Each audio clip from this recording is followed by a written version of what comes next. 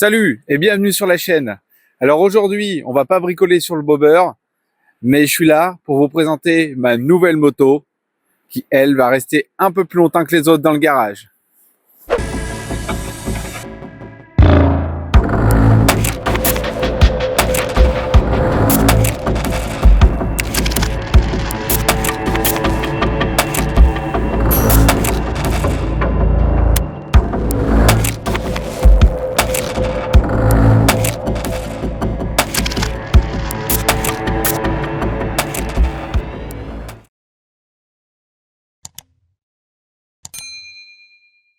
Alors voilà, je suis assis sur une 650 MT de CF Moto. Oui, c'est bien une moto chinoise. Et oui, je me suis acheté une nouvelle moto, un peu plus récente que les dernières, mais j'avais envie d'avoir une moto plus récente qui me sert un petit peu d'utilitaire pour tout, pour partir aussi un petit peu en voyage, et à côté, à pouvoir continuer à zioter le bon coin pour trouver des petites motos pas chères à bricoler que je vous présenterai aussi petit à petit sur la chaîne. CF Moto, CF qu'on va traduire par Changfeng, qui veut dire vent de printemps, est une marque chinoise. Une marque chinoise qui a commencé vraiment à exploser en 2007. Elle est très connue principalement sur tout ce qui est la partie quad, SSV, mais surtout les quads. Et pour ceux qui suivent même le Dakar, il me semble qu'il y ait un quad CF Moto engagé dessus. CF Moto, même sur la France, dans ce qui est le monde du tout-terrain, du quad, etc., fait partie des 5e meilleures ventes françaises. Mais c'est à partir de 2009 que CF Moto commence à produire son premier roadster avec un moteur en bicylindre 650 NK avant de se lancer sur une gamme de trail routier en 2017. CF Moto, c'est un motoriste. Il faut savoir qu'il a travaillé pour plein de groupes, que ça soit japonais ou autres. Donc, il a participé à la création de moteurs, etc. pour pas mal de motos aussi japonaises ou d'engins japonais. CF Moto collabore avec KTM et c'est en 2017 qu'ils vont officialiser cette collaboration. C'est à partir de ce moment-là qu'ils vont s'attaquer à développer une gamme de motos pour eux. Et en France, on va commencer à voir apparaître les premières CF Moto en 2018 avec la 400 NK, la 650 NK et la 650 MT. Fort de ce partenariat avec KTM, CF Moto aussi va profiter de la partie de l'équipe de design de KTM, Kiska Design.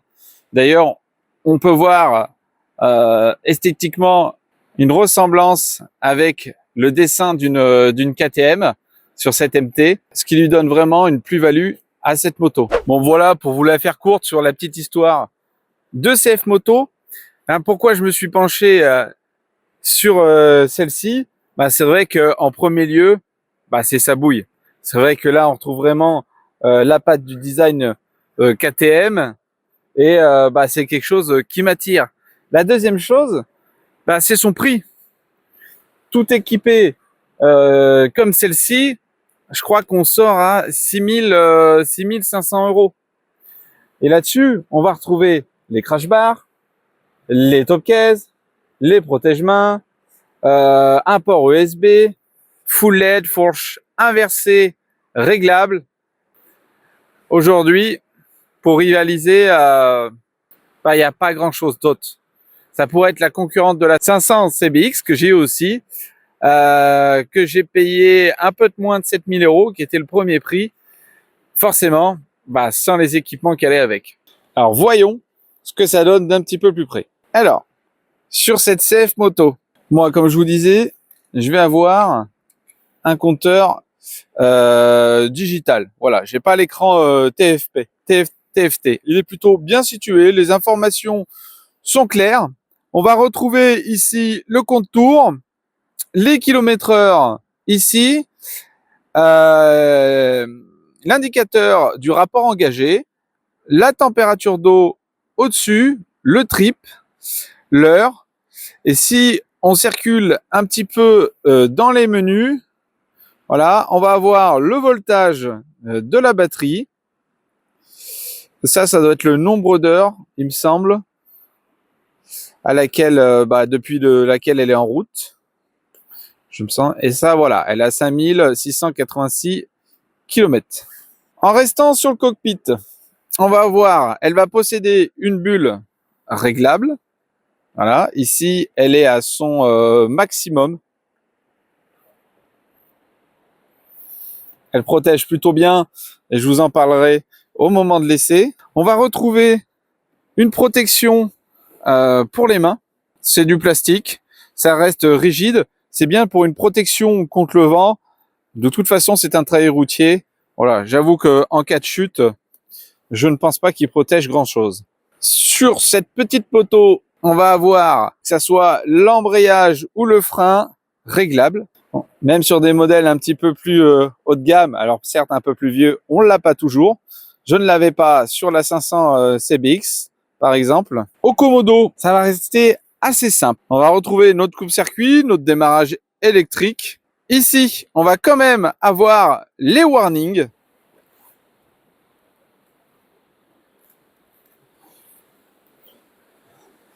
C'est des petites choses, toutes simples, toutes bêtes, et que pas mal de motos n'avaient pas. On va retrouver ici les pleins phares, le clignotant, le klaxon. Et ici, ce petit bouton qu'il y a là, c'est pour passer du mode touring au mode sport. Alors perso, je l'ai pas encore trop essayé, mais j'ai pas vu une grosse différence. Moi, on me parle juste pour la consommation. À voir. Ici, au tableau de bord, on va retrouver un port USB d'origine. Là, la moto est d'origine vendue telle quelle. Et voilà, ces petits rétros. Alors j'avoue, s'il y a un truc sur la moto, pour moi, qui fait un peu cheap, c'est ces rétros que je vais changer. Et en plus, je trouve qu'ils sont pas pratiques, on voit pas grand chose et ils n'ont pas une grosse plage de réglage. Donc ça va virer pour des rétros un petit peu plus sympathiques. Ouais, j'ai changé d'endroit. J'ai dû revenir chez moi. Panne de batterie. Alors, les gabarits de la moto. Déjà, moi je fais 1m81 et j'ai les pieds à plat au sol. Donc pour moi, c'est vrai, ça va. On est sur une hauteur de selle de 882 mm à 884 mm parce que on a un réglage sur forcément l'amortisseur arrière. On est sur une moto qui fait 213 kg à vide, un réservoir de 18 litres, des pneus à l'avant en 120, 70, 17. Moi, je suis sur des Pirelli Gran Turismo. À l'origine, il me semble que c'est des Metzeler. Et à l'arrière, on est sur du 160, 60, 17. À l'avant, on est sur une fourche inversée, réglable en compression. Ici, à l'arrière, pareil, on est sur un amortisseur réglable en compression et en débattement. À l'avant, on va avoir un système de freinage double disque avec des étriers double piston G-Juan. G-Juan, c'est une marque espagnole qui a vu le jour en 1965 et c'est une marque qui a commencé sur les câbles, le freinage de vélo, etc. Et ensuite, qui s'est spécialisé sur le freinage des motos et qui est devenu un des leaders mondial sur les durites, tout ce qui est les durites renforcées. Et Jijuan est même présent sur la Coupe du Monde de Superbike pour Kawasaki, où elle équipe les Kawasaki Ninja. Jijuan aussi équipe les motos électriques, les fameuses motos électriques zéro. Maintenant, elle commence à intéresser un gros dans le milieu qui est Brembo et qui décide de racheter Jijuan en 2021. Et à l'arrière, on va retrouver voilà, un étrier simple piston. Et évidemment, on a le système ABS. En termes de motorisation, eh ben, on est sur un 650 qui développe 61 chevaux. Ce 650 cm3, en fait, est un dérivé. C'est clairement l'architecture du moteur de la 650 VR6 qu'on retrouve chez Kawasaki. La moto bénéficie d'un éclairage full LED. Et ça, pareil, c'est encore un plus aujourd'hui. Mais ce qui fait la particularité, en fait, aussi de cette moto, c'est qu'elle est vendue d'origine toute option. Avec le crash bar, qui est plutôt assez énorme. On peut voir, hein, il fait quasiment la largeur du guidon. Elle va posséder aussi d'origine ses supports de valises avec les valises arrière grâce à l'équipementier Shad qu'on ne présente plus. Alors ça fait bien plaisir parce que pour une fois, mon casque rentre dans la valise. C'est en plus voilà, pratique, il n'est pas prêt à se casser la figure grâce au petit plateau qu'ils ont fait.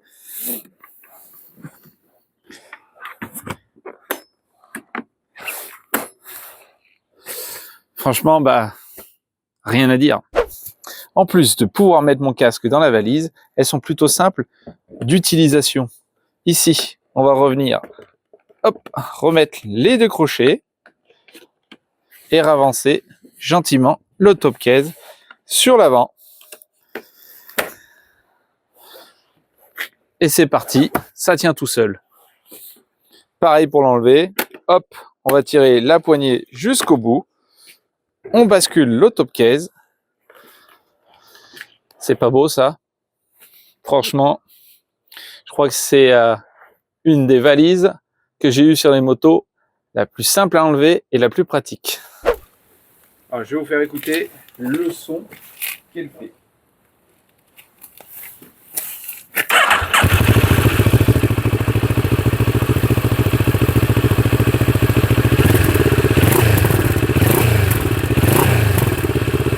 Voilà, petit son sympa. Sur la moto, un petit peu plus rock quand on monte dans les tours.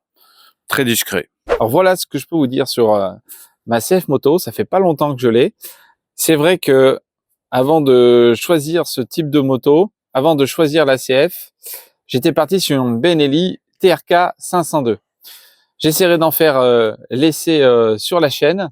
C'est vrai que la TRK 502, elle avait une bonne bouille. C'était vraiment une moto voilà, qui faisait costaud. On était bien englobé à l'intérieur. Ça faisait sembler franchement à une grosse GS. Au niveau ergonomique, quand tu étais dessus, c'était super. Mais au moment de la conduite, aïe. Et pourtant, j'ai essayé la CF avant. Et je partais pour acheter une TRK. La TRK était vraiment plus pâteau. Alors, on n'est certes pas sur la même puissance. Et surtout, ce qui m'a fait ne pas l'acheter, c'est les vibrations de la TRK. Alors, je sais pas si c'était celle-là ou pas. J'ai testé les deux motos dans les mêmes conditions, le même jour, et les deux avaient des valises. Et mais voilà, passer 90, 100 et 110 km/h, c'était des vibrations sous les fesses. C'est la petite vibration qui te gratte bien les fesses, là, celle qui est vraiment désagréable sur le long terme. Voilà, je savais que ça allait être plus mou. Ça, à la limite, je pouvais m'y faire. Mais alors, ça, j'ai pas pu. Et c'est vrai qu'à la conduite, celle-là m'a vraiment plu. Mais ça, je vous en parlerai plus dans un prochain épisode.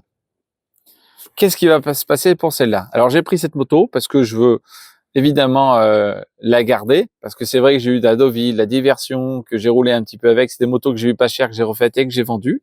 Celle-ci, elle est là pour me servir au quotidien, la garder, puis la faire évoluer. Je referai de temps en temps des vidéos sur elle, que ça soit en road trip ou sur de la castillage. Là, elle a 5600 km. Voilà, on va voir sur le long terme qu'est-ce qui se passe dessus. Au niveau entretien, qu'est-ce qu'on doit faire. Alors, c'est vrai que ça peut faire peur, mais maintenant, le réseau CF Moto, voilà, il est plutôt bien développé. Moi, je l'ai eu sur Clermont-Ferrand. Il y a Suzuki qui revend CF Moto. Voilà. Maintenant, s'il y a un souci, on a quand même de plus en plus de revendeurs en France. Sur ce, j'espère que cette petite vidéo vous a plu. On se revoit la prochaine fois pour faire la vidéo de l'essai de cette moto. Et puis, évidemment, on finira le bobber. On commencera d'équiper celle-ci. Et puis après, j'ai aussi d'autres projets qui arrivent au cours de l'année. Moi, je vous dis à la prochaine. Bye bye.